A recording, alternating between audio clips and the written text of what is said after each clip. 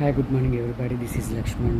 ఈరోజు వీడియో ఏంటంటే, రాత్రి last night Punjab versus RCB match చాలా ఉత్కంఠంగా జరిగింది. అది అందరూ చూసి ఉంటారు.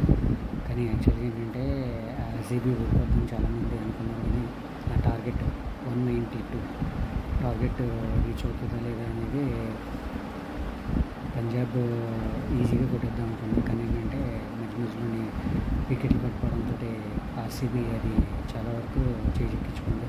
ఆఫ్టర్ 18 years 18 సంవత్సరాల తర్వాత ఆర్సీబీ విరాట్ కోహ్లీ కళ నెరవేరింది. దానివల్ల ఏంటంటే చాలామంది ఎంత హ్యాపీగా ఉన్నారంటే అంత హ్యాపీగా ఉన్నారండి. అంటే 99% విరాట్ కోహ్లీ ఫ్యాన్స్ చాలామంది ఉన్నారు.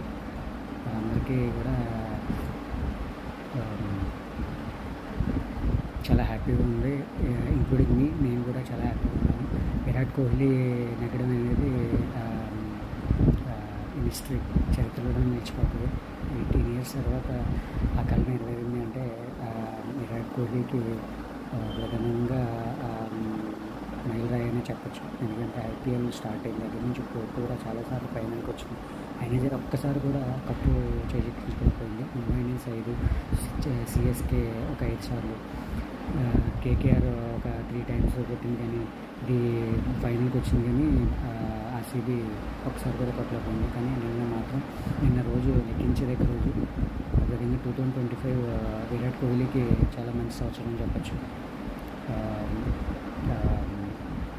ఒక విధంగా సూపర్ మ్యాచ్ కూడా నేను చూశాను, చాలా బాగుంది, చాలా ఉత్కంఠంగా జరిగింది. ఏమో మధ్యలో ఆర్సీబీ ఓడిపోద్దని టెన్షన్ వచ్చింది. కానీ లాస్ట్లో మాత్రం భువనేశ్వర్ వికెట్స్ ఎన్ని తీయడం, వాళ్ళు వెంటనే వికెట్స్ పడిపోవడం, బాల్స్ తగ్గిపోవడం, రన్స్ కొంచెం ప్రెషర్ పెరగడం